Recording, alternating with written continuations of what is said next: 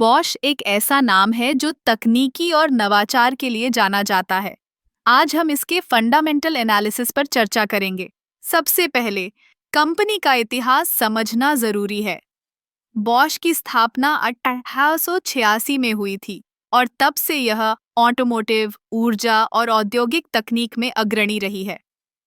अब चलिए इसके वित्तीय प्रदर्शन पर नजर डालते हैं। बॉश की आय पिछले कुछ वर्षों में स्थिर रही है, जो इसके मजबूत बिजनेस मॉडल का संकेत है। 2022 में कंपनी की कुल आय लगभग 78 बिलियन यूरो थी। इसका मतलब है कि बॉश ने अपने उत्पादों की मांग को बनाए रखा है, चाहे बाजार में कितनी भी चुनौतियां क्यों न हो। अब बात करते हैं इसके लाभप्रदता के बारे में। बॉश का ऑपरेटिंग मार्जिन लगभग 7% है, जो कि औसत से बेहतर है। इसका मतलब है कि कंपनी अपने खर्चों को अच्छी तरह से प्रबंधित कर रही है और अपने निवेशकों को अच्छा रिटर्न दे रही है। बॉश की बैलेंस शीट भी मजबूत है। इसके पास पर्याप्त नकद प्रवाह है, जो इसे नए प्रोजेक्ट्स में निवेश करने और रिसर्च एवं डेवलपमेंट पर ध्यान केंद्रित करने की अनुमति देता है। यह कंपनी इलेक्ट्रिक वाहन और ऑटोमेशन में भी निवेश कर रही है, जो भविष्य के लिए एक सकारात्मक संकेत है।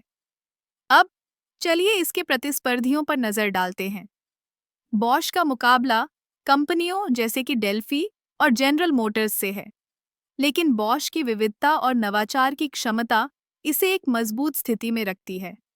इसके अलावा बॉश का सामाजिक और पर्यावरणीय प्रभाव भी महत्वपूर्ण है। कंपनी ने अपने उत्पादन प्रक्रियाओं में स्थिरता को शामिल किया है, जो इसे एक जिम्मेदार कॉरपोरेट नागरिक बनाता है। अंत में, बॉश का फंडामेंटल एनालिसिस हमें यह दिखाता है कि यह कंपनी न केवल वित्तीय रूप से मजबूत है, बल्कि यह भविष्य की चुनौतियों का सामना करने के लिए तैयार है। इसके नवाचार, स्थिरता और मजबूत वित्तीय प्रदर्शन इसे निवेशकों के लिए एक आकर्षक विकल्प बनाते हैं। इस प्रकार, बॉश एक ऐसा ब्रांड है जो तकनीकी प्रगति के साथ साथ वित्तीय स्थिरता को भी महत्व देता है।